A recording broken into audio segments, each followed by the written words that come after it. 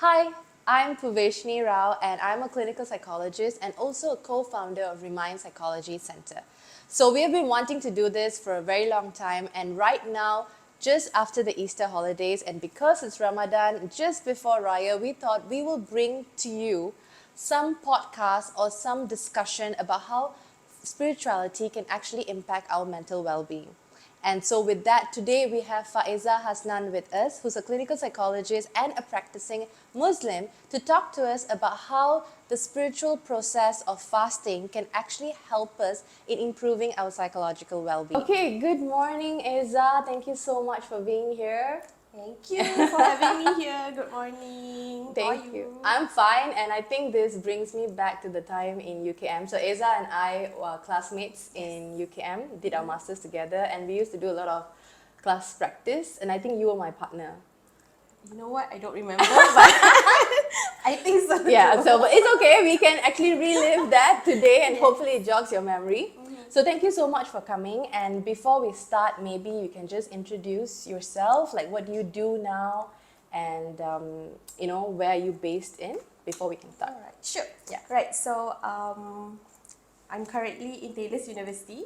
So I'm the acting program director on behalf of my program director who's on maternity leave.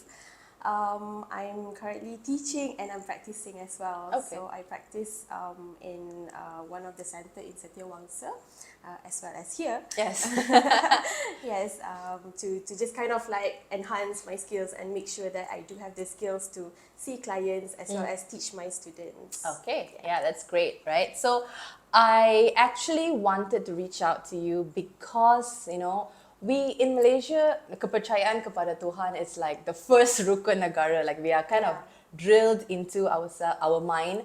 And also, whenever we have festivals, it's usually very faith-based, right? There's Christmas, there's Easter, there's Ramadan, then Raya Haji, and all of those. And we are generally very, very religious as a society on the whole, right? At least the majority of us are. So, how do you think faith, how important is faith to our spiritual practices? Because they're not the same thing, right? Yeah, they're not the same thing. Yeah. But I think there's a very big connection between the two. Like I think it's like a foundation. Like faith is a foundation to our spirituality because like for someone with faith, they're like they're connected. They have like a purpose in their life. There's meaning to it, and I would say that because of faith also, like that individuals might be more how to say have better sense of themselves in a way. So Like an identity, like it helps with the yes, identity formation. Okay. correct. And because when there's faith, I think like how challenging life is, right? Very. Yes, and with faith also, that's where you kind of like have an anchor. So you get to have that hope, right? You can count on something Yeah. to Yeah. face whatever challenges in your life. And I think that's very important. And that's where also, I guess, when we talk about spirituality, we're talking about inner peace. And to get that inner peace, you kind of have to have that hope that something good is coming out of it. Yeah. And I think faith is almost like a tool, a very important tool to develop our spirituality, to have that anchor, to have that hope, like you said, right? Yeah. So when faith and they're not the same thing, but because they're interconnected, how do you incorporate this into your psychological practices?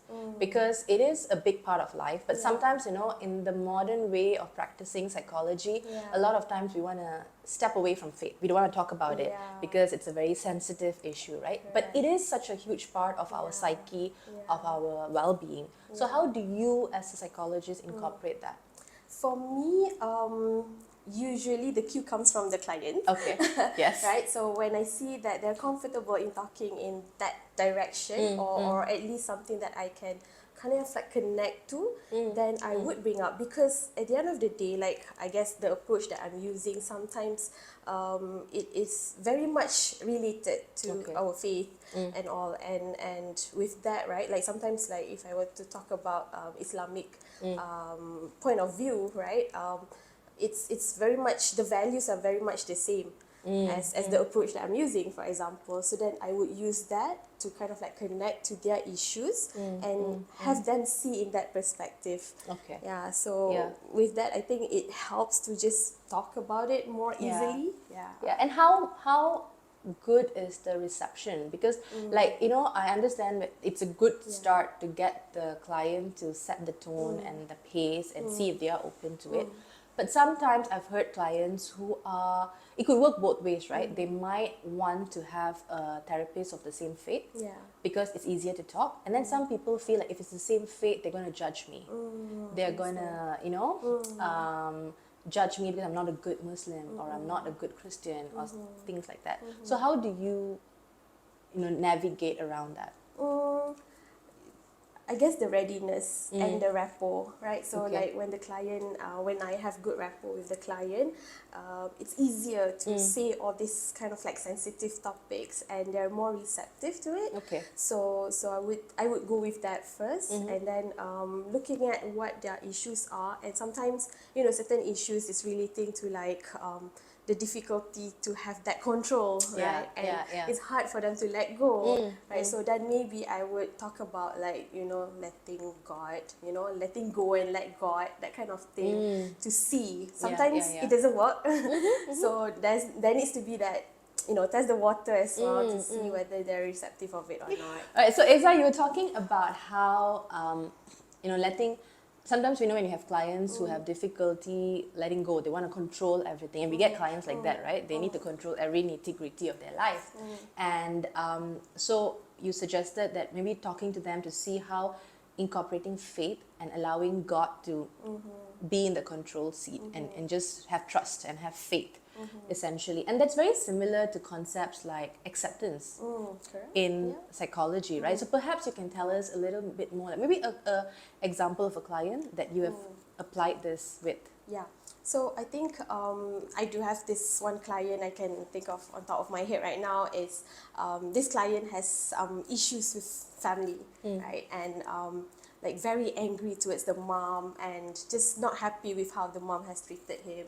And but when we talk about acceptance, when we talk about like, you know, there's no control out of it, you can't change your past, right? And so the client is more accepting of it. Like the client sees that, hey, you know what, that's true, like you can't change the past, what can you do now? So the client starts to have this concept, I put it in redor because it's similar to acceptance. And from there on, then the client would feel like, you know what, yeah, you know, Redha je lah. redha je lah. Lah, Like, okay. you know, my mom is like that. Yes. I accept my mom for what she has done, and now I'm just gonna focus on what I need to do in my present life. Okay, Yeah. right, that's nice, right? So when you see this connection between like the concept of redha, if I'm pronouncing it right, Yeah. with how you can get people to come to acceptance of their living situations and stuff like that, right? So bringing it to the present, it's the fasting month now, right? Yes. So a lot of people are engaging in a lot of spiritual practices, especially the Muslim community. So how do you see psychological concepts relating to the process of fasting? Okay, all right. So it's many of us relate fasting is all about not eating, right? And I think there's a lot more underlying to that. For example, when we fast, we're talking about self-control as well, you know, because it's not just controlling not to eat, but Yeah. it's also controlling other urges. Yes. You know, like even, you know, scrolling through social media, for example, that's Yeah. also one thing. And it's also about discipline, right? Because you have to follow a certain rules, certain things that you can't do while you're fasting, and also that I guess like coming back to that self-control, it's about not getting that immediate gratification, right? Yeah. So that Urge resistance. yes, and that helps with a lot of things as well in life, because, you know, while you're driving, the traffic is really bad, someone didn't turn on the signals and you get really mad, right? Yeah. But because of this fasting season, I suppose you kind of have that you know, Mindfulness yes, of like, Yeah. hey, you know, like chill, be patient, right? Just wait. Yeah. Yes. So it's basically, it's also like a way of regulating our emotions, right? Teaching us how to regulate our emotions, using faith as a tool to do that. Correct. Right? So then how do we then, because a lot of people tend to think that, oh, bulan Ramadan je I kena buat macam ni. Then the rest of the year macam hantu. Like, Yes. don't get angry, honk at people, Yeah. tail them and do all of Yeah. that, right? So Yeah. how do we then translate this, or what can be done to translate all this wisdom and practices that Ramadan actually cultivates for the rest of the year? Yeah, I guess that mindfulness is like number one, because if you don't have that awareness, you're not mindful that that you have this thing that you can actually do, Yeah. right? So it's very difficult to translate to Yes. other months Yeah. than Ramadan. But like with the help of Ramadan, that's where you can start. And this is where you take the time to self-reflect, think about like what's meaningful in your life, what do you want to do, what is important, and from there on then you continue the journey in other months. So I Okay. guess that's one way of looking at it. All right. Yeah. So when you think about this continuation, right, I think that is where a lot of people have troubles doing it, because I know a lot of people from different faith, like Hindus have fasting, different types of fasting. Christians fast for Lent, also different things that they do, right? But I think people understand theoretically what I'm supposed to do, but bridging that gap after the process has, the timeline has finished, right? Psychologically, there seems to be a lot of barriers to do that, because we always like macam, okay lah, Ramadan je. Then after that, I don't need to follow. Sebab ada raya. Sebab ada raya. Kita raya dulu. And then after that, macam dah lupa. Like all the stuff, right? So how can we, like maybe you can give us some psychological strategies that we can use to first increase our process of fasting in Yeah. this month, Yeah. and also to actually ensure there's applicability for the rest of the year as well. Okay, so I guess start your intention from now. Yes, that set you, intentions. Yeah, that you want to continue on this journey. So when you have that intention, then that reminder to you is stronger, right? And I think this is where you can start off with knowing what you want to do.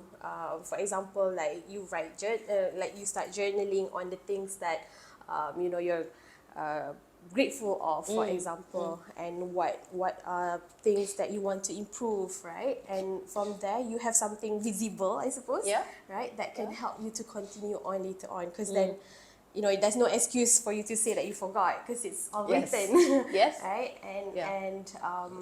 And I guess it's also self-improvement. So if you want to improve yourself, that's where you will take that steps to follow through after Ramadan has completed. Yeah. And do you think this is something that a faith-based therapist or a therapist like yourself who includes faith in practice will be able to help a client do?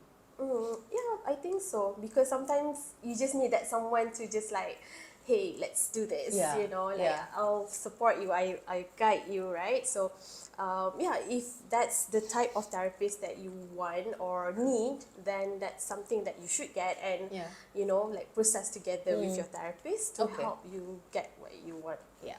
So therapy is not only for people with difficulties like mental health problems or mental illness, but it also helps you achieve your goals spiritually and to become better in whichever domain you want to be. So we were actually talking about how fasting and the processes, how it actually increases our psychological well-being and all of that, right? But then sometimes people, even during the fasting month, they're unable to fast for various reasons. And I think from what I know, some medical conditions or some situations enable you to not, fast, and that's fine, right? Yeah. But what about mental health conditions? Because a lot of times, mental health issues is not visible. True.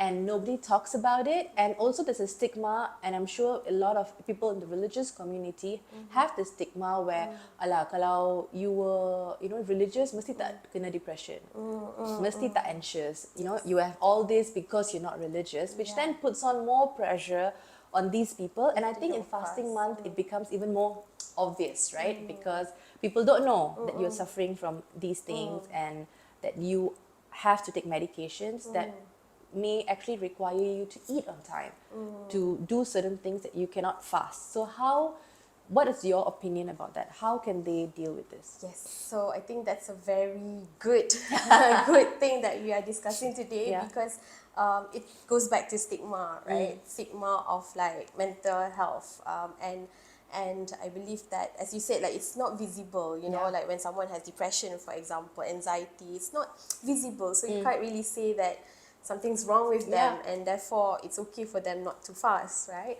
But mental health is also health, right? As physical health, when you are not well, you are given the exclusion from fasting. So I think in my limited knowledge in this area, I would like to say that mental health is the same thing as physical health. So for example, I mean, in Islamic perspective, I believe that, you know, do no harm, right? So if there's no benefit to the client or the patient from fasting, because of the mental health condition, then they are exempted actually. Yeah. Okay. And you know, a good thing about this, I would say this concept of fasting and whatnot, if you can't fast, that doesn't mean you are not doing other deeds, or you can't do other act of kindness, right? So in our, I would say, in our religion, we are given the option or alternative for someone who can't fast, then they can donate, right? They can give some sort of food to the poor. So that helps, right? Yeah. For you to actually not feel as bad Yeah, when you yeah, can't fast. Fast, yeah. And I think what you pointed out is also the flexibility that the religion provides, which sometimes a lot of people don't think about that. They think it's very rigid, it's I have to do A, B, C before I can be seen as a good Muslim. Correct. Or even it applies for other religions. But actually the religion, because it's a tool of faith, it gives you a lot of flexibility, allows you to actually do and practice your faith the way that it best fits you and your situation in a way that's not harmful to you. Correct. I think that is what is really important. Yes, Right? yes, and yeah, I just hope people see that more, you know, yeah. and not be too rigid into thinking that you just have to do what is being told without looking at other alternatives or yeah. perspectives. Yeah. Okay, all right. So thank you so much, Iza, for enlightening us about all these different topics and just having this discussion about fasting and religion and how it relates to our psychological well-being.